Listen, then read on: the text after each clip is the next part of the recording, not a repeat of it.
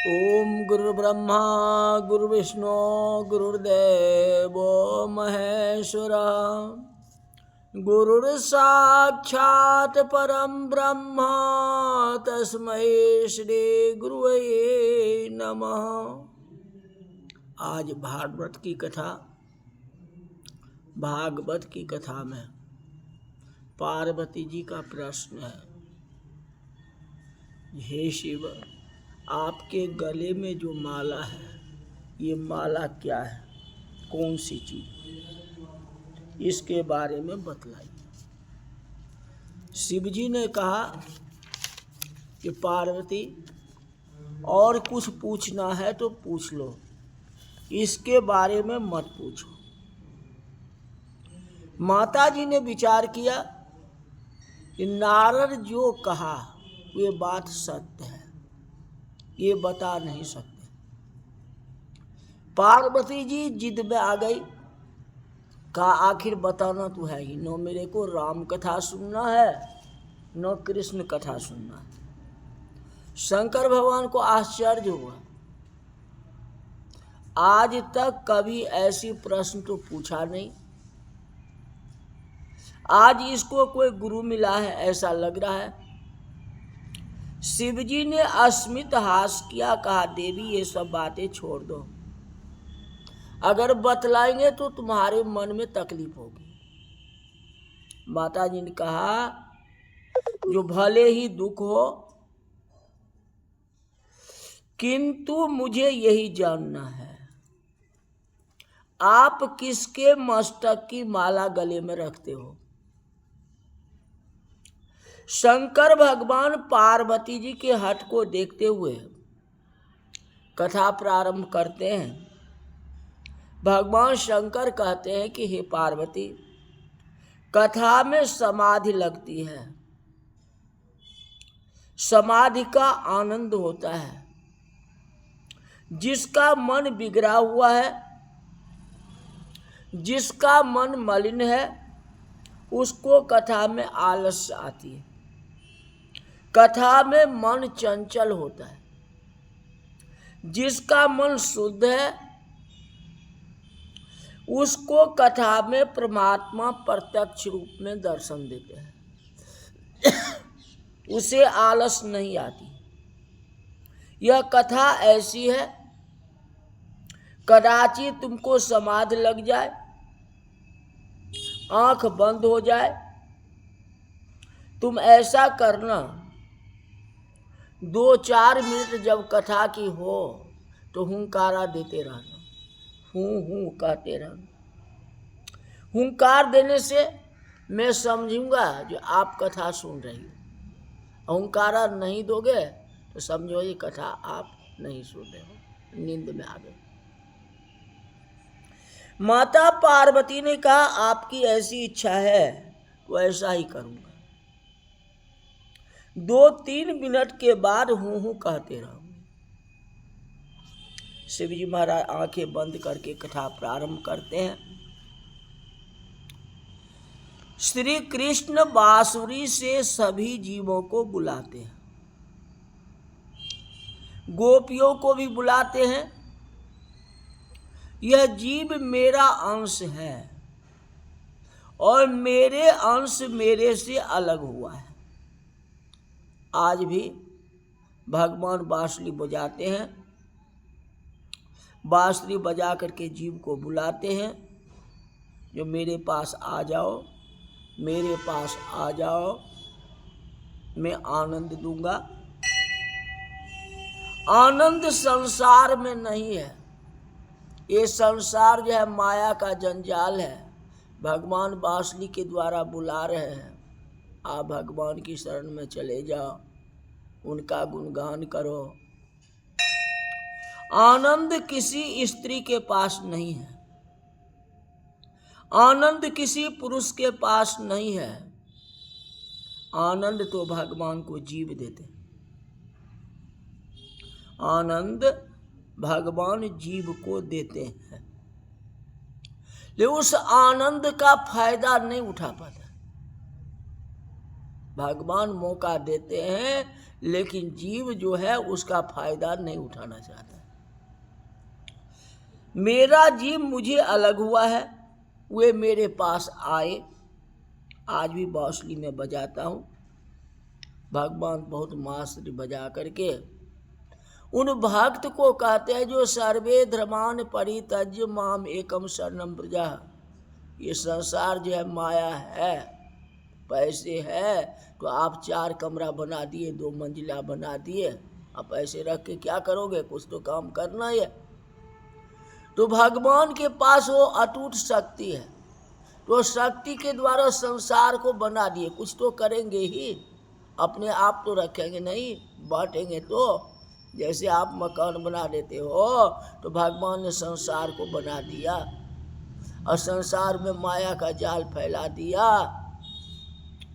भगवान कहते हो संसारिक माया में मत फंसो, मैं बना दिया ना, बनाने से कुछ नहीं है, आप मेरे पास आ जाओ तो अच्छा गुण सीखोगे। अब वो संसारिक में जाओगे, माया में जाओगे, तो ऐसा ही गुण सीखोगे ना। कथा भगवान शंकर ने ऐसा वर्णन किया कि कथा में माताजी के हृदय में श्री कृष्ण का दर्शन होने लगा। ऐसा दर्शन लगा कि समाधि लग गई। अब हृदय में जो है उन भगवान की दर्शन कर रहे हैं और कथा सुन रहे। लेकिन शिव जी ने पहले ही कहा था कि हुंकारा देते रहना, 2-4 मिनट में हुंकारा देते रहना।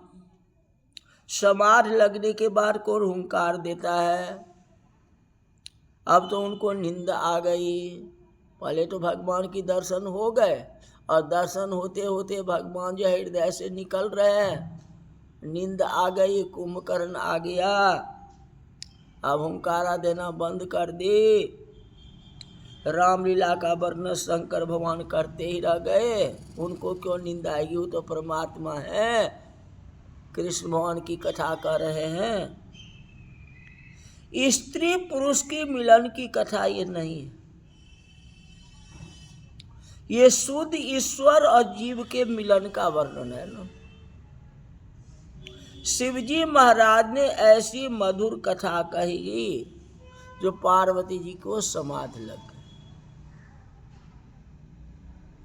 हृदय में परमात्मा का दर्शन हुआ, आनंद में परमात्मा के साथ एक हो गई। अब हुंकार कौन भरे, भगवान की लीला है। कबीरा संगत साधु की जो गंधी के बास, अजो कुछ गंधी दे नहीं तो भी बास सुबास। तो पार्वती के हृदय में जो है भगवान कृष्ण बस गए, वह कृष्ण का दर्शन में लग गए, सारा काम को छोड़ दिए। कहते हुंकारा कौन देगा, छोड़ दी हुंकारा देना शुरू। लेकिन जो गंधी का बास, जो कुछ गंधी दे नहीं तो भी बास सुबास। तो गंध के पास आप रहेंगे तो कुछ तो सुगंध लग ही जाएगा ना। भगवान की लीला है। बट वृक्ष के छाया में एकांत में शंकर भगवान माता पार्वती को कथा सुनाते। अब उसी समय एक पीपल पर तोता वहां मौजूद था, सभी को बाहर निकाला था। वो पोपट वहां रह गया। भगवान तो जीव जंतु सब उड़ा दिए, जब कथा शुरू किए तो सबको उड़ा दिए, वो खोखला में बैठा ही रह गया। शंकर भगवान नहीं देखे, देखते क्यों नहीं, ले भगवान की लीला है न्यारी। अपना बस जीव जंतु सब उड़ा दिए, सबको उड़ा दिए थे। केवल पार्वती जी थी और शंकर भगवान थे। शंकर भगवान ने बहुत सावधानी की, लेकिन तो भी वह तोता जो है वही रह गया। वह सुनता रहा। शिव जी के मुख से उसने कथा सुनी, उसका भाग्य में लिखा हुआ था। नहीं तो सभी जीव जंतु चले गए वहां से, अब वो क्यों बैठा रहता। कथा सुनने से उसको ज्ञान हो गया। और भगवान शंकर कथा कहते थे, उसने देखा माता पार्वती तो समाधि में है, आगे में अभी बहुत लीला बाकी है। द्वारिका लीला बाकी थी। एकादश स्कंध में जो है शंकर भगवान पहुंच गए। रास लीला, हुंकार फूटती नहीं है, हुंकार तो कोई दे ही रहा है। शंकर भगवान सुन रहे, कथा कह रहे हैं। शिवजी आंखें खोले और शिवजी को खबर पड़े कि पार्वती जी तो समाधि में लगी है, तो आगे कथा नहीं कहते, वही कथा में रुक देते। इस शंकर भगवान को पता कहाँ, शंकर भगवान तो कृष्ण भगवान में आनंद है, वह कथा कहते जा रहे हैं। अब कौन हुंकारा देता है कौन नहीं देता है उनको क्या पता, वो तो कहते चले जा रहे हैं। वो पोपट को ज्ञान हुआ था।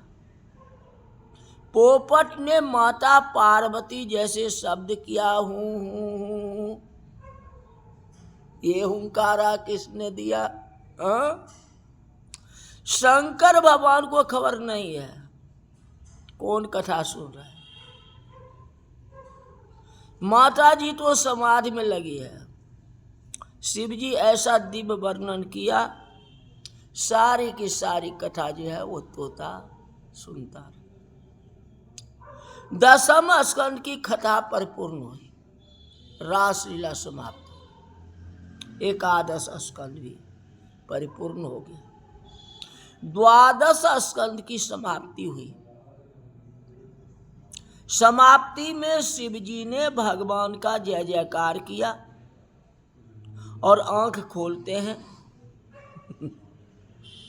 माता जी तो समाधि में है, कहते देवी देवी कहाँ हो, कौन सुनता है। उनकी तो ऐसी गहरी नींद लग गई जो नींद टूटने वाला है ही नहीं। शिव जी को आश्चर्य हुआ कि कब इसकी समाधि लगी, मुझे तो कोई खबर नहीं है।